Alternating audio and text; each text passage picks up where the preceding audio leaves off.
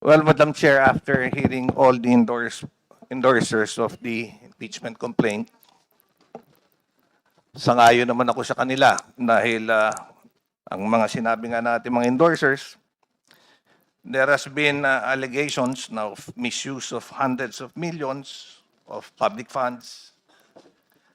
Merong mga sworn affidavits, merong mga allegations na binitawan, merong usapin regarding betrayal of public trust, graft and corruption.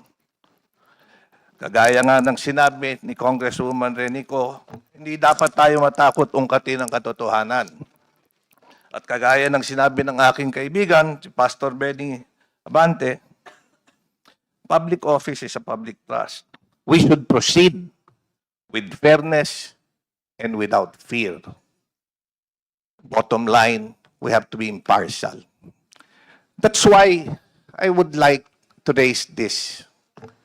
In the light of serious allegations contained in a joint affidavit issued last February 23, that has been reportedly transmitted to the Office of the Ombudsman, there have been allegations that some members of Congress nakatanggap ng envelope, nakatanggap ng maleta,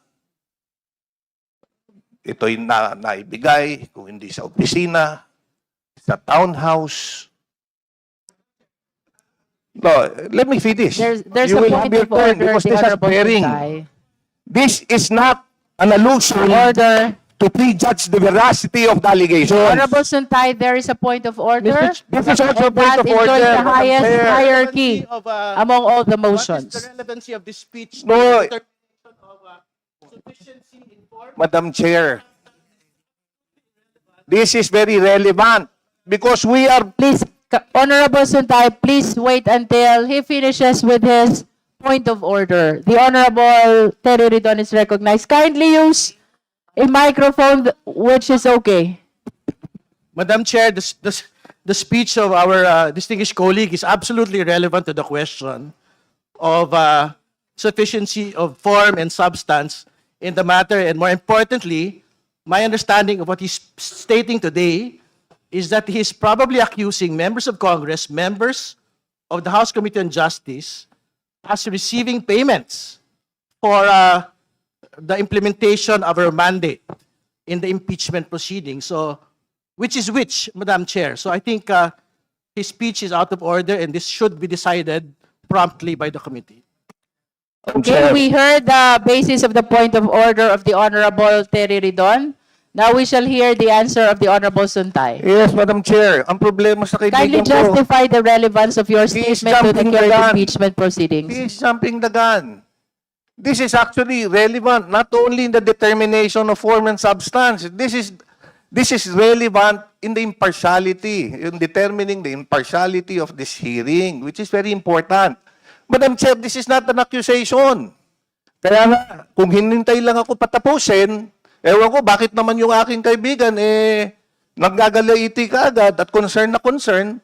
You know, if we have nothing to fear, then we just listen. If we are not being alluded, why are we so guilty? So let me finish. The issue here is not to prejudge the veracity of the allegation. However, given the gravity of the claims and the potential impact on the credibility of the committee's proceeding, ang gusto ko maging malinaw lang po, hindi ko hinuhusgahan yung aking mga kasamahan o ipagpalagay na totoo ang mga aligasyon. Hindi rin po ito personal na laban sa sino man sa inyo. Sa katunayan, ang layunin ko ay kabaligtaran upang protektahan ng bawat isa sa inyo. Mabigyan, kasi may listahan na nilalabas eh. Ang gusto ko po sa ganitong pagkakataon, Madam Chair, naniniwala ako na mas mabuti na tayo mismo ang magharap at maglinaw ng issue. Kaysa maging bulong-bulungan pa ito.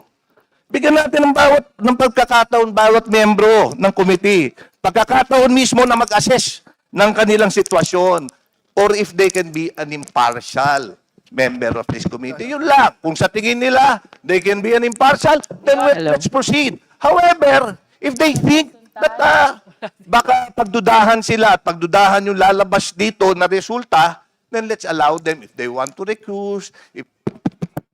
Honorable Suntay. with all due respect, unless all your manifestations have complete relevance to the current impeachment proceedings, you're enjoined by the chair to proceeding to your manifestation.